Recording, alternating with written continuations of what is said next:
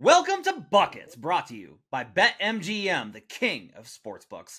My name is Matt Moore. I'm the senior NBA writer for the Action Network. This is your How to Bet the Defensive Player of the Year award. Today we'll go over all the rules that you need to know. We got two different segments here. We're going to go over kind of my thoughts on it along with AC, the analytics capper, Albert Wynn. He's going to join me. We're going to break down what the board looks like, the history of this award, when to bet it, the patterns of how this award is kind of decided, and it's a delicate, sensitive one, I think.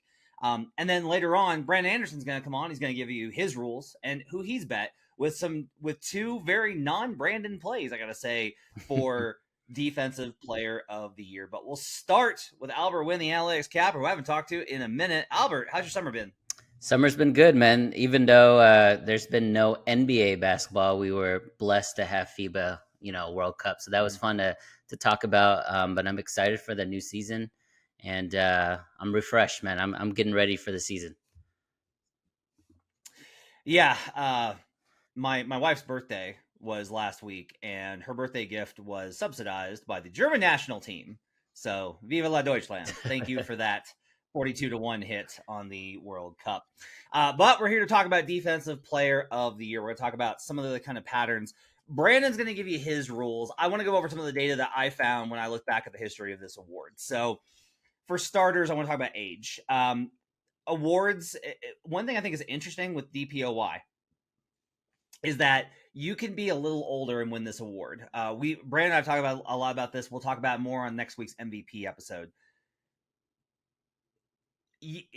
Guys that get past 30 don't really win MVP. There's only been there's been 3 since I think 98 that have won it over the age of 29.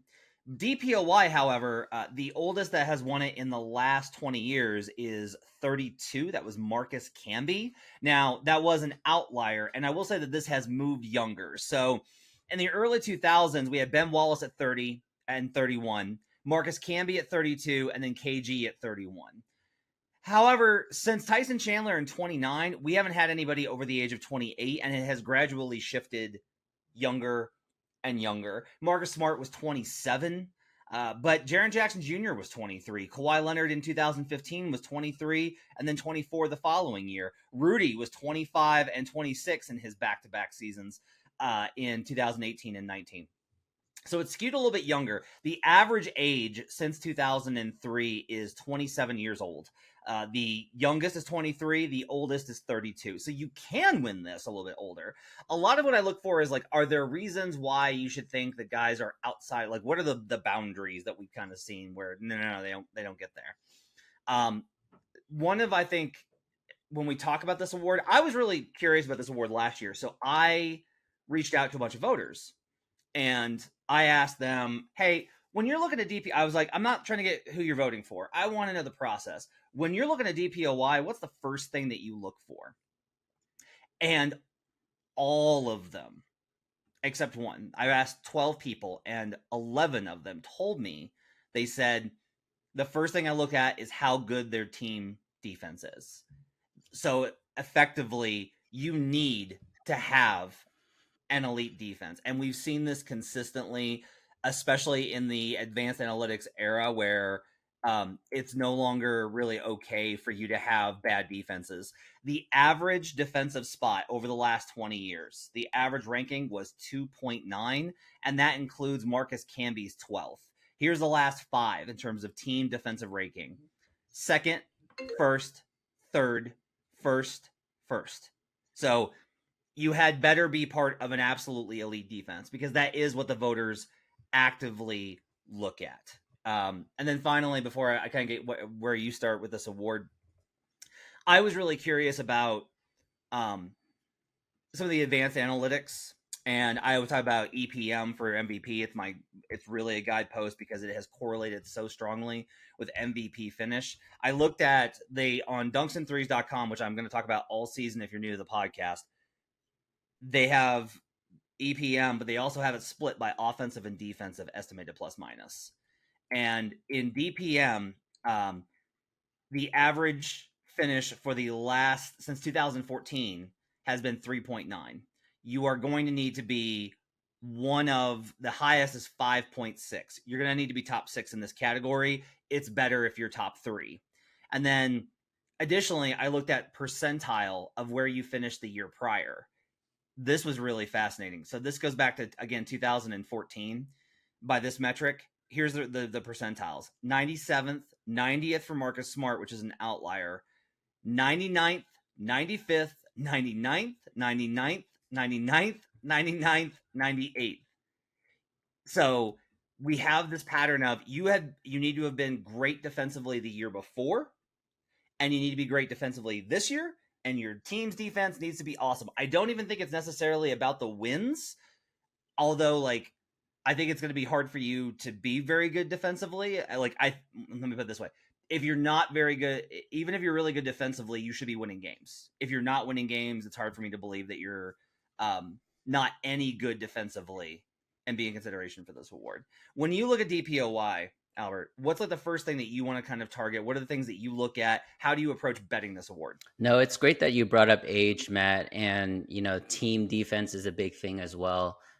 For me, it's mainly a big man award for the most part. I know Marcus Smart has won, Kawhi has won, but generally speaking, right, the Rudy Goberts of the world, Dwight Howard, Ben Wallace. I think most of them are big men, and I think a lot of it is because people underrate defensive rebounding stats. I think rebounding is a really big integral part when we're talking about defense as a whole, whether it's individual or team defense. So those are things I'm looking at. The parameters that you set, Matt, in terms of like the age and the team defense, have me zeroed in on 2 guys. So I'm excited to talk and dive into the odds going into this season. So I want to talk a little bit more about how to time this. Jaren, I think last year is not a good model. And the reason is because he missed that early part of the season. And Lakers fans are very fond of letting you know that he played fewer minutes than Anthony Davis last season. Jaren, the Grizzlies were like, I think 15th in defense. Jaren shows up and they immediately become number 1. Yeah. They just skyrocket. And they were 1 for a long time. And I think they fell to second. So there was a very easy, on top of the block rate, which you're going to hear about later, there was a very easy narrative to be shifted. And I was like, not just a narrative, because kind of a tangent. I don't like it when people use narrative because it's often used to kind of suggest the idea that it's a lie. Yeah. Narrative is story. And sometimes stories are true and sometimes they're not, right? You can buy into a story without actually seeing to see if that was true. And that's one of the things that I really try hard to fight against. But this was like a very real narrative to me, where Jaren, the Grizzlies defense was mid. Jaren shows up, it's elite. Pretty easy to kind of look at it, especially when the plus minus reflected the same kind of thing there. That said, the big man thing I think is interesting, and you're going to hear more on that from Brandon, but I will say I am a little less convinced that this is a big man only award. I understand what we've seen here. I get the conversation about it. Jaren was a big man. Rudy was a big man and won it 3 times. Giannis is a big, right? He plays on the wing, but he's a big. Draymond, I don't necessarily think of as from a big perspective. His entire thing was switchability, was his ability to really morph a game because of how many guys he can guard. Kawhi Leonard was not a big, he was a wing. So Kawhi won it twice. And then we're back into 2014, and that's really outside the context of what I consider the modern era, which started 14-50 with the Warriors. And a 3-point volume skyrocketing because of the Rockets and so forth. I do kind of wonder if DPOY may not be as much of I am open to betting non-bigs. I think guards are tough to bet, but I'm open to betting non-bigs as we go forward.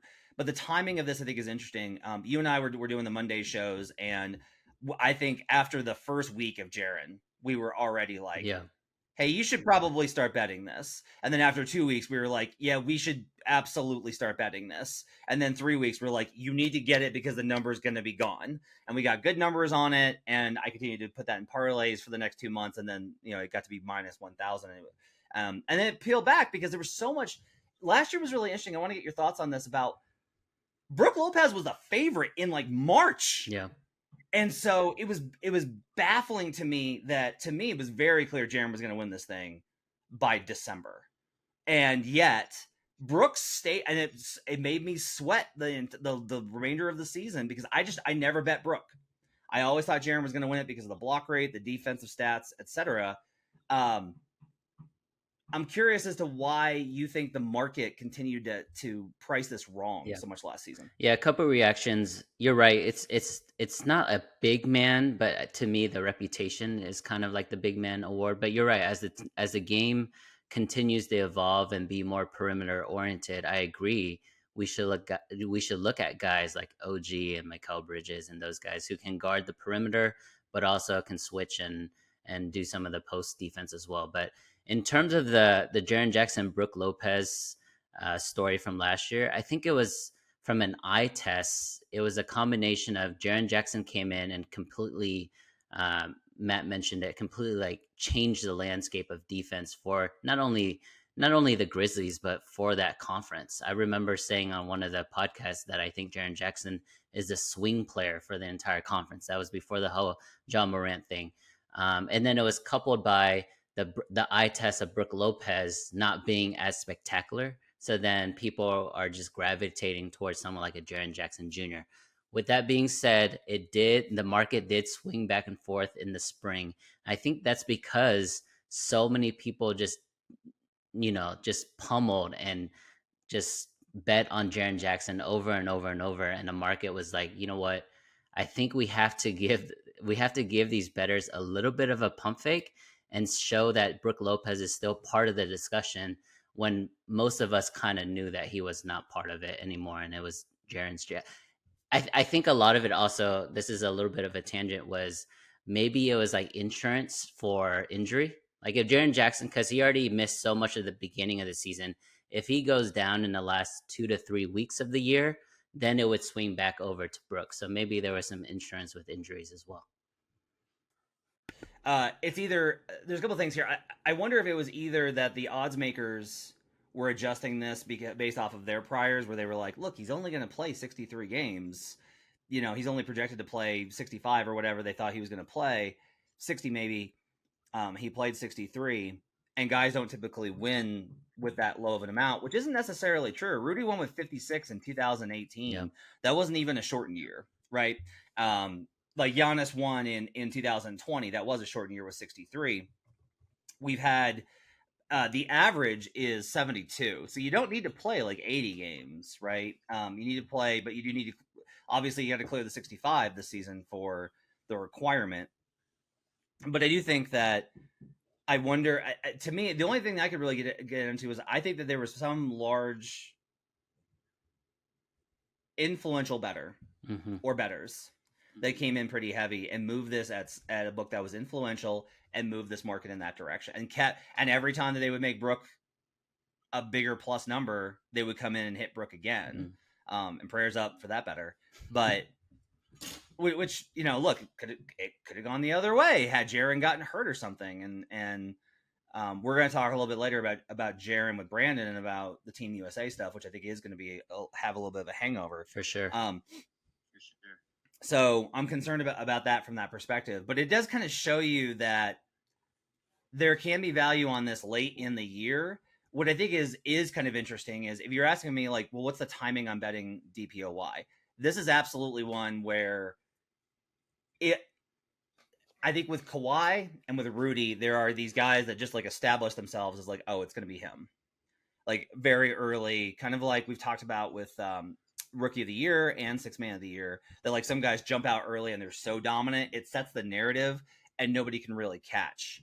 But if that doesn't happen, you can start playing multiple angles, I think, to build this across. And that really is how it's kind of been viewed, because there have been years I think were really competitive. The one outlier year I will say is, like, I think you got to throw out the Marcus Smart year. It was such a baffling It was, yeah. vote. It was a It was a very team weird vote. award that year. Yeah, and like Robert Williams was probably like was actually very high in the odds before his injury, and then it was like, oh well, the Celtics are still number one, so Marcus Smart, because there was a couple of influential um, media folks, not just Bill Simmons, actually Seth Partnow, who my friend who I will never forgive for ruining my Bam Adebayo tickets.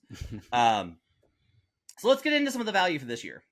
Let me know where are you at with your best bets for Defensive Player of the Year as we sit here in September. Yeah, I'll have one golden rule when it comes to features in the NBA.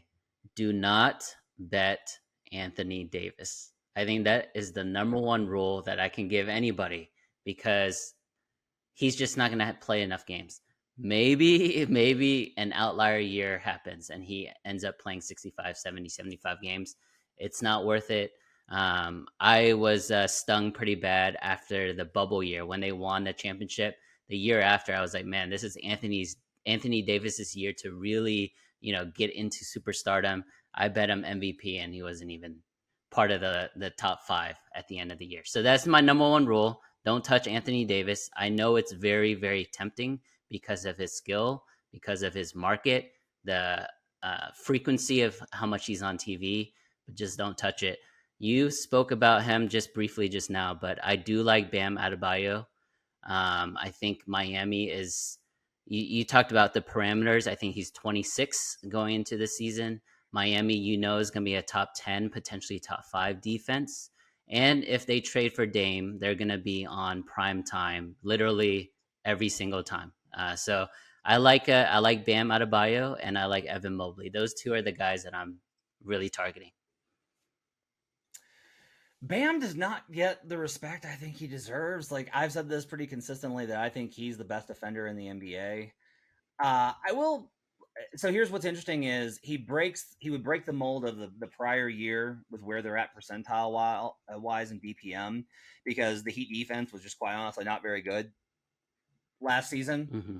But I did look this up, and the year before, in 2022, when the Heat were the number 1 seed, and if you kind of project them to return to some of that for reasons I'll get to in a second, Bam was number 1 in the league. He was plus 2.9. Yep. He was he was really great that season. He was number 1 in the league, rather. He was number 1 for the Heat, but he was 1, 2, 3, 4, 5, 6, 7th in the league in 2022. And so I think that if Jimmy Butler is able to give more on defense because Dame's around and doesn't have to carry so much of the offense, that allows the defense, I think, to get return where they want to get to. It's a younger team.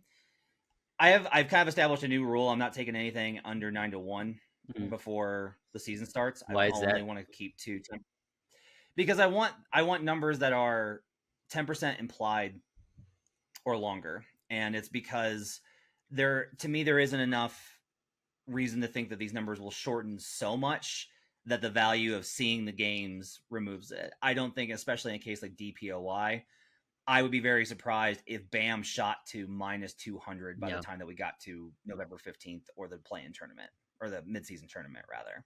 So I think there's time. So I only want these 9-1 or longer kind of looks. Oh, that brings up Bam is 10-1. That brings up a great question, Matt. Do the midseason tournament games matter when it comes to these awards?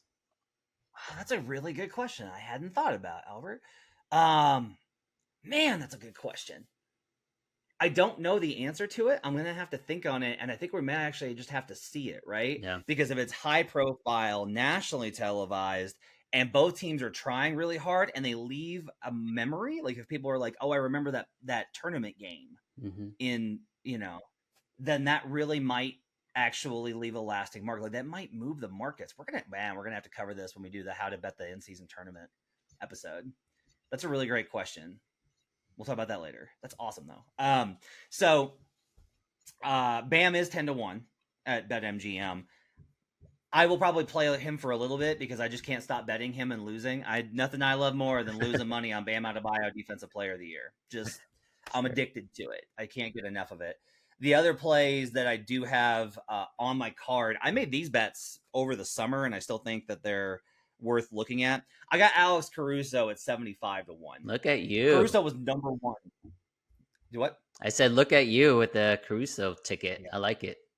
Yeah. Number one last season in the metric that I care about the most, that DPM stat. He is the number one. If he did not have the reputation, I wouldn't care. But he does.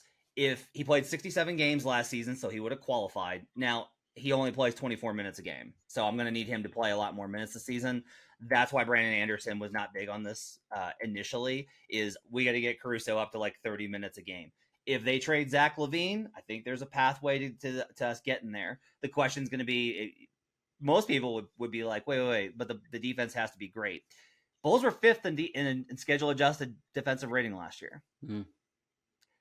I get, it's why I really push back at all the conversations about Billy Donovan, and I'm like, no. Billy Donovan got Nikola Vucevic, DeMar DeRozan, Zach LaVine, and Kobe White to be key members of a team that was number 5 in defensive rating. Respect Billy Donovan. The problem is not there. If there's a major trade with LaVine, this opens up a lot of value. Even if it doesn't, if Caruso just winds up playing more this season, man, do I like this. He is regarded, and scouts I talk about how he's probably the best perimeter defender. It's either him or OG or Drew Holiday. The numbers are there. The metrics are there. He's got that dog in him.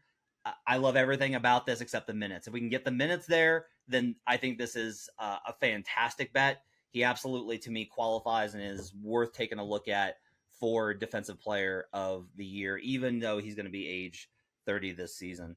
The other one that I've got on my card already is I bet Nic Claxton, and he's currently 22-1 at BetMGM. I got him at a 30 over the summer in the market. Clax has been phenomenal for Brooklyn. If Brooklyn surprises this year, Clax is going to be a big part of why. If they turn into like this, really gritty amalgam team, he's got great perimeter defenders surrounding him. Not only does he have Dorian Finney-Smith for now, but he's also got Dennis Smith Jr., who, by the way, was second last year in DPM. Yep. He has really good perimeter defenders. Clax is one of the most switchable bigs in the league. Like, if you told me I need you to pick the most switchable bigs in the league, I would go Bam and then Draymond and then Clax. He was 97th percentile last season. He's 24, fits all the categories. Claxton's really good. He gets bodied by bigger guys, but I think if the numbers were to bear out and the Nets were to weigh a surprise, this is worth a look. Again, I'm not as concerned about how many games you win. I'm concerned about how good your defense is. And I could definitely see Jacques Vaughn putting together a season with this surprising squad to put together a chance for him to be in that conversation. The last one that I'll mention, I got 4 best bets. So Bam, I'm with you on that one. Clax, Alex Caruso. The last one's going to be Herb Jones. And he's 50-1 right now at BetMGM. And I love this bet. It's a wing, so it breaks that idea of it being a big man award. But if we look last season, he fits the category of the guys that are in that range as far as the percentile of what they've been able to put together. New Orleans finished the season last year, very surprisingly. They actually finished 6th in a schedule-adjusted defensive rating. If they are surprising, the question with Herb is always about the minutes, right? Because of the offensive limitations. Herb has offensive ability. He just needs to refine it. If he just adds a reliable corner 3, then I could see him absolutely sailing to this award because everyone knows how good he is. Everyone knows how impactful he is. He doesn't have the foul problems of Jaren Jackson Jr. He doesn't have the injury problems of Anthony Davis. He was 98th percentile last year in DPM. To me, Herb Jones at 50-1 is really good value for a team that was surprising everybody and was great defensively all year, even with their injuries. I do have one name that I think would be intriguing to talk about because I think you and I, the rest of the NBA, following kind of disrespects his Defensive Player Award winning in Boston, right? Because we both agree it was kind of a team award there. But what if Marcus Smart, who is now in Memphis, there's no John Morant for the first 25 games, so they're going to play a little slower. His defensive numbers with Jaren Jackson behind him to protect them at the rim. What if Marcus Smart's affirms or consolidates that win a couple years ago with a great, great performance this year with a second title, second DPOY?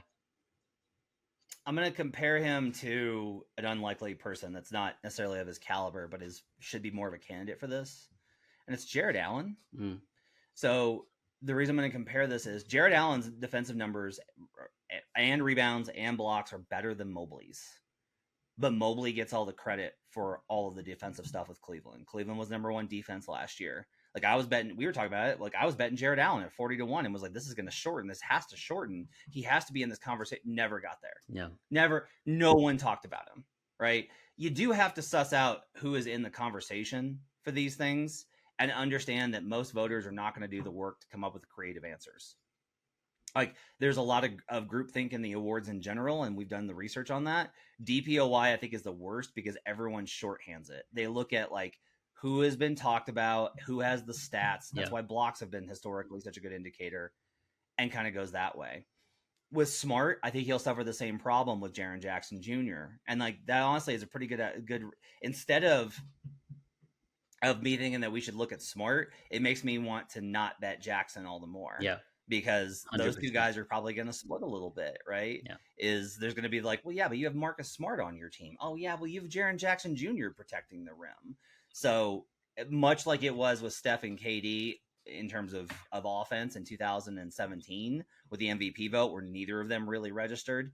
Same kind of deal here on the defensive side, where I don't know that you're going to be able to determine where to apply credit between Smart and Jackson. That's kind of how I read that. Yeah. I wonder when the last time we had a team with the previous two DPOY winners. That's pretty interesting. Ooh, that is really interesting. We'll have to look that up. All right, that's going to do it for Albert Wynn with us. I appreciate Albert coming on and talk DPOY. We're going to get Brandon Anderson's thoughts. We'll do that next. Albert, thanks for joining me. Thank you.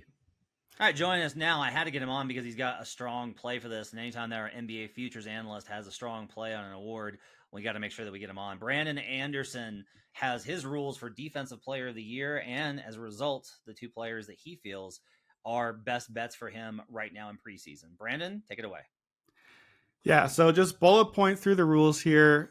Who do we want for Defensive Player of the Year? Number one, this is a team award. This is not necessarily just individual. I need a team near the top defense. Since 2008, every Defensive Player of the Year has been top 5 defensive rating. All but 3 have been top 3. So immediately, I'm down to, for me, Memphis, Boston, Cleveland. That's my top 3. Golden State, Philadelphia, Milwaukee. So narrowing the list quickly. Number 2, reputation is key.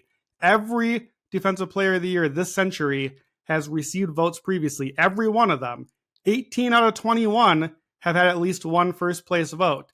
And 6 out of our last 8 have finished top 2 previously. So you kind of have to earn your spot here before we crown you. That's how defense awards tend to work usually. All defense, similarly predictive. 13 out of our last 15 Defensive Player of the Year made all defense the year before.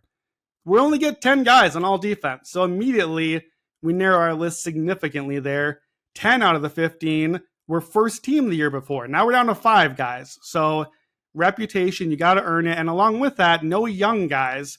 Kawhi Leonard's the only guy this century to win Defensive Player of the Year before his 5th season. And he won Finals MVP. So I feel like that's before he won this. So that's a fair exception. Rule 3, big men only. Get out of here, Marcus Smart. Massive exception. 5 of our last 35 Defensive Player of the Years were perimeter players. I want a big men, 86% there. Last one, I want a repeat winner if I can find one. 9 times we have had back-to-back winners for Defensive Player of the Year. And in the history of this award, 41 times we've had the award, 26 out of 41 went to the same 10 dudes. Once we decide you are a Defensive Player of the Year, we keep letting you be the Defensive Player of the Year. So, can I tell you, Matt Moore, my favorite 2 picks for the year, Defensive Player of the Year? You can. I'm gonna throw some stuff at you after, but I want you to hit me with it. Okay. What are the two best bets? So who's out? Evan Mobley, too young, no top twos. Bam Adebayo, no first teams before, no top twos. Joel Embiid, no first teams, hasn't made all defense the last couple of years. Rudy Gobert didn't make first team last year. And also only one player, Mutombo, has ever won after switching teams and won again. So I have to nibble. I do this every year. I think this is 3 years in a row on the podcast. Have to nibble on Draymond Green. 22-1. That's my number 4 defense, and it's not quite top echelon. I think there's maybe not quite enough perimeter defense there to help him, but he is the defender of this generation. I think that there could be a push if he's close. Shouldn't Draymond have more than one of these? He's a repeat winner. That's my long shot here. That's a half unit play, but multiple units on the favorite, Jaren Jackson Jr. 6-1 odds right now. He, to me, is priced twice as long as he should be. I could not make him any more than plus 300. Memphis is my number 1 team defense. Jaren Jackson won the award last year, and we know we give this award to back-to-backs when we can and to repeat players. Now Memphis adds Marcus Smart, so the defense is going to get better. And frankly, Ja Morant is out the first 25 games of the season, so the defense is going to get better. Like, Ja Morant not playing means the defense will be better. The numbers are there. That's what the numbers have said in recent years. Jaren Jackson, 2 years ago, 2.3 blocks, 7.4%. Both led the league. Then he went up in both categories by a lot. 3 blocks a game, almost 10% block percentage. That's a massive number. If you look back in the three-point era, 1,000-minute players with a 9.6% block or higher. That's what he was last year. Here's the entire list. Alonzo Mourning, Serge Ibaka, Mitchell Robinson, our guy Jim McIlvain, Hassan Whiteside, all one time each, and then hilariously, Manute Bol 7 times because Manute Bol was real big in blocked shots.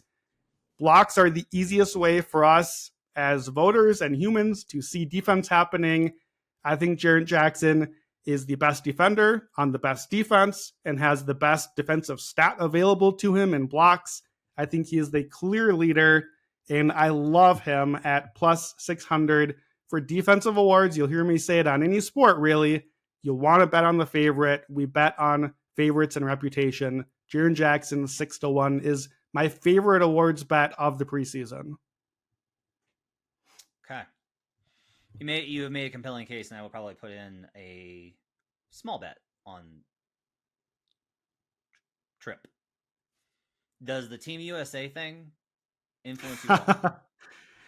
Because I don't love the Team USA thing. I don't love it. I don't love that he... For those that may not have watched FIBA, let me kind of set the stage here. The biggest thing I think is that the knock on Trip last year was he fouls too much. He didn't play as many minutes as AD, and he fouls too much. And then he got in foul trouble in almost every Team USA game. And the DPOY was on the floor when Team USA was getting torched, which I think hurt his reputation.